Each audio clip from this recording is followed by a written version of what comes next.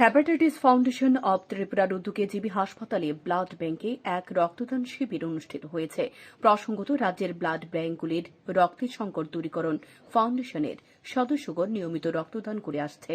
ফাউন্ডেশনের ৩৫টি শাখার মধ্যে এবছর ১,০০০ ইউনিট রক্তদান করার লক্ষ্য নিয়ে কাজ শুরু করা হয়েছে।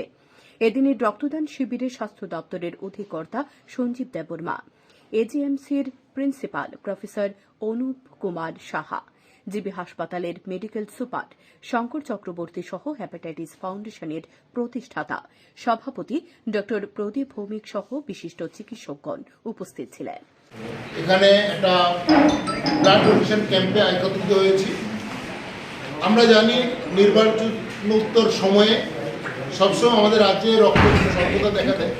রাজ্য সরকার, বিশেষ করে আমাদের রাজ্য স্বাস্থ্য দপ্তর বিশেষভাবে অনুরোধ করেছে কয়েকদিন আগে একটা ব্লাড ডোনেশন ক্যাম্প করার জন্য। সমস্ত রাজ্যের সমস্ত সংগঠনগুলো অনুরোধ করা হয়েছে এবং আমরা সেই কমিটমেন্ট রক্ষা করার জন্যই আজকে এখানে ব্লাড ডোনেশন ক্যাম্প অর্গানাইজ করেছি। আমাদের এই ব্লাড ডোনেশন ক্যাম্পে একত্রিত হয়েছেন আমাদের ডাইরেক্টর হেলথ সার্ভিসেস, যিনি এই অনুরোধ রেখেছিলেন, ডক্টর সঞ্জীব দেববর্মা স্যার, আমাদের principal professor Anup Saha sir, আমাদের